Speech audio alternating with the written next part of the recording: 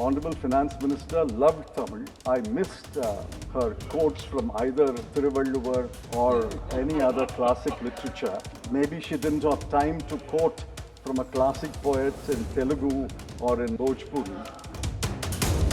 I want her to remember that she was born in Madurai. She had a schooling in Viluppuram and she had a college in Tiruchirappalli. And it is very painful, as the Chief Minister of Tamil Nadu pointed out, that not in one place in her 60-page speech did she mention the word Tamil Nadu or Tamil. I have 5 demands which I would urge the Honorable Finance Minister to copy from our manifesto. I demand this and I want answers. Respectfully, I ask the Honorable Minister to give us answers. I want to thank the Honorable Finance Minister for the employment-linked incentive scheme and other ideas incorporated in the early part of her speech. I'm particularly happy that she had an opportunity to read the Congress manifesto. Yes. And she picked the good ideas on page 11, page 30, and page 31. I would respectfully urge my honorable friends in the Treasury benches to read the Congress manifesto so that in your party, especially the External Affairs Minister, in your party meetings, you can persuade the Honorable Prime Minister and the Honorable Finance Minister to take some more ideas from our manifesto. We'll be very, very happy to support you if you take those ideas. Copying is not prohibited in this House. In fact, copying is encouraged, copying is rewarded in this House. One second. If you'll address the chair, it will give a soothing feeling to me also. And that will be more appropriate, Mr. Chidambaram. Copying is encouraged and copying is rewarded in this House. So please copy a little more. Wages. Now, this is a serious matter. The Honorable Finance Minister said, I have given relief. Who has she given relief to? I don't grudge the relief. She has given relief. But who? In 22-23, the last figure I was able to access, the number of taxpayers is 7.4 crore. It may have increased to 8.5 crore. Out of that, 65% have zero tax liability. They file a return, but no tax. Assuming that the 60% remains constant, of say 8 crore or 9 crore taxpayers today, 5.5 to 6 crore will be zero tax liability. You have given relief to people who move to the new tax regime. The new tax regime, I've seen various calculations. Each paper has got a calculation. I have a chartered accountant who's given me a calculation from Gujarat, and he is very knowledgeable. He says that the relief given is between 9,651 rupees to 17,651 rupees. To whom? To this 2 to 3 crore people. India does not consist only of these 2 to 3 crore people. There are 142 crore in this country. Out of 142 crore, let's assume you have given relief to 2 to 3 crore people. What about the rest? Do you know the conditions of the rest? Your household consumption expenditure survey of the Government of India counted that the bottom 50%,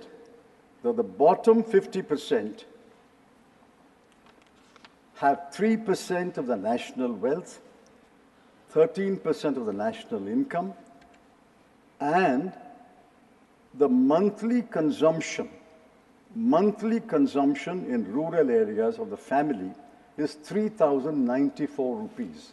Multiplied by 12, you will arrive at about 37,000 rupees a year.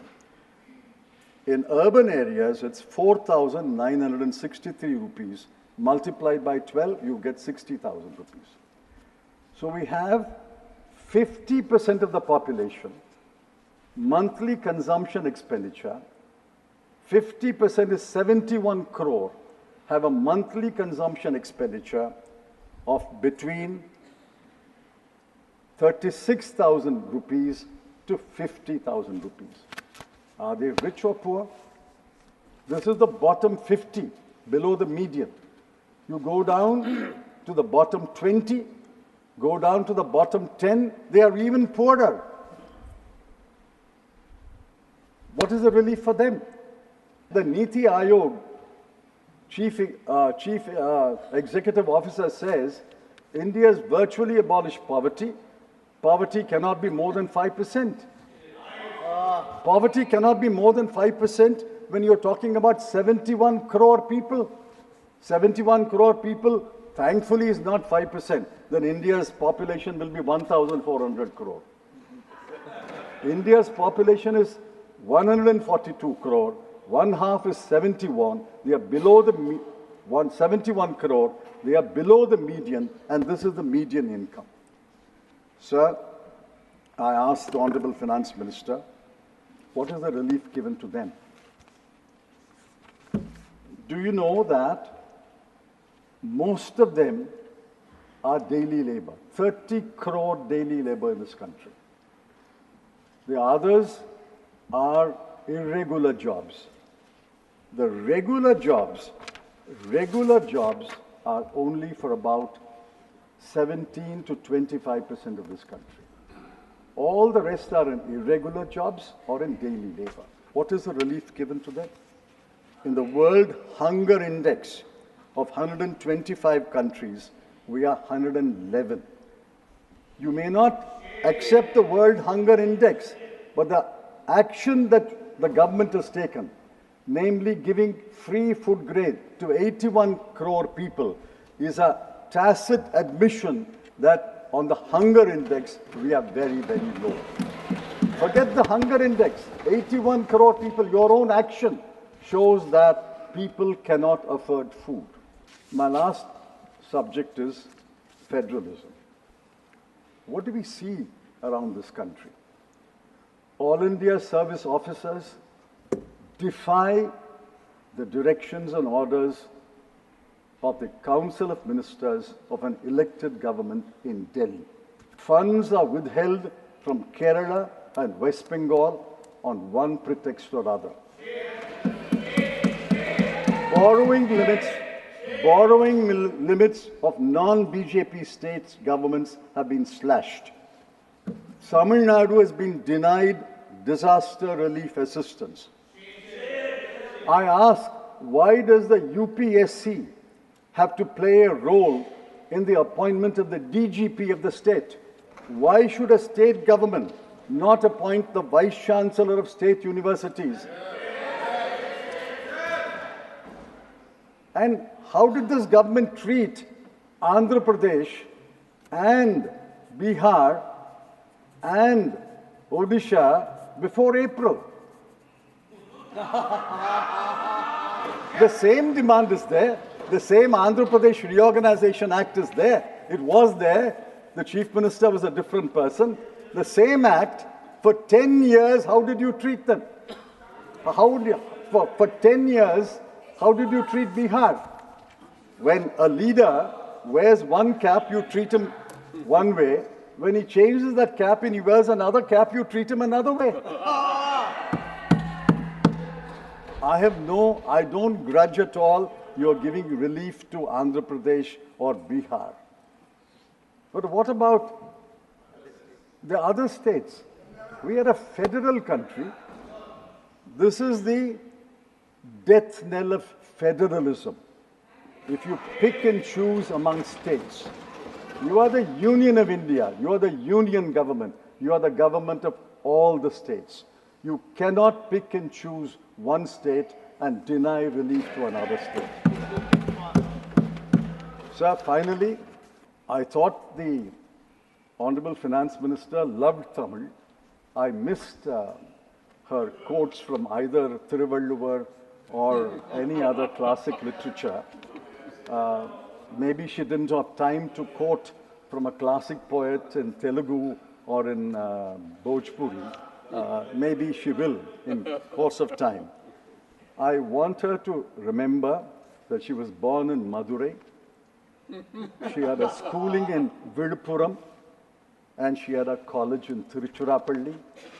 And it is very painful, as the Chief Minister of Tamil Nadu pointed out, that not in one place in her 60-page speech did she mention the word Tamil Nadu or Tamil. I'm not saying mention only Tamil Nadu. Mention all states. Or mention all the states grouped together. How many times have you mentioned Bihar? How many times have you mentioned Andhra Pradesh? I have no grudge. But please remember that there are other states in India, other states of people, other states elect other governments, they vote against you. Please remember that. Finally, sir, I have 1 minute. I have 5 demands. 5 demands which I would urge the Honorable Finance Minister to copy from our manifesto. I demand this and I want answers. Respectfully, I ask the Honorable Minister to give us answers.